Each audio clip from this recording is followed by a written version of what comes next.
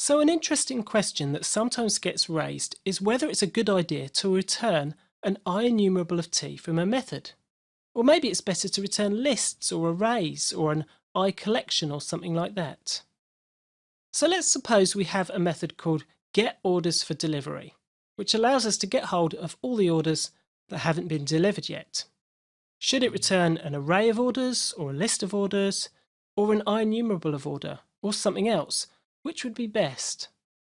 Well, if we chose an array of orders, we'd be telling the caller that by the time the getOrdersForDelivery method has returned, we've already worked out what those orders are. Any calls to the database or maybe a web API that happen internally in this method have already happened. And so it would be safe to multiply enumerate this array if we wanted to.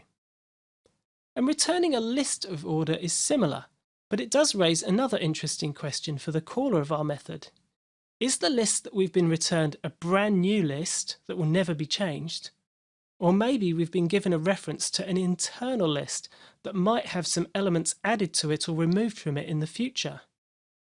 And so, because of this, even when you get a list of something back, you might, for safety, want to call toList on it again so that your copy is not going to change. And so it would probably be better to make use of something like iReadOnlyCollection, which makes it explicit that the collection being returned is not going to change, but has already been calculated. And this interface, along with iReadOnlyList, is new in .NET 4.5. On the other hand, if we return an IEnumerable of t, or IEnumerable of order in this example from our method, then the caller can make no assumptions about whether it's in memory yet or not. Until the sequence is iterated through, any database or network calls might not even have taken place yet.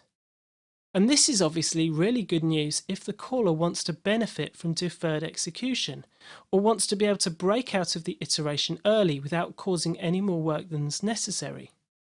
But there are times when you do want to know that you've got all the data cached in memory.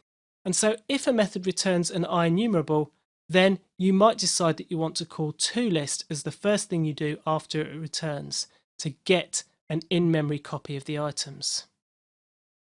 Finally, we've not really talked about iQueryable of t yet in this course, as it's a fairly big and complex topic, and it's covered in more detail on courses focusing on LINQ with databases or entity framework. But if our getOrdersAwaitingDelivery method was going off to a database, and we wanted to allow the caller to add more stages to the LINQ pipeline before the database call was evaluated, then we might decide to return iQueryable of order, and that would allow the caller to fine-tune the resulting SQL query further before it gets executed.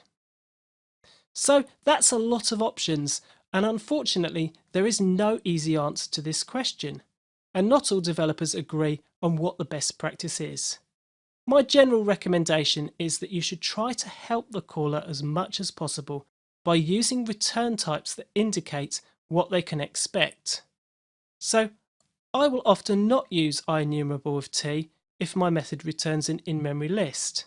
For me, IEnumerable of t implies that I'm returning something that offers the benefits of deferred execution. Taking parameters to your methods is thankfully a bit easier. If your method needs to be passed a collection of objects, then it's almost always preferable to take an IEnumerable of t, rather than requiring the caller to pass things in as lists or arrays. And this gives more flexibility to the callers of your method. And you could always perform your own toList or toArray inside your method if you knew that you needed to iterate through that sequence that you've been passed more than once.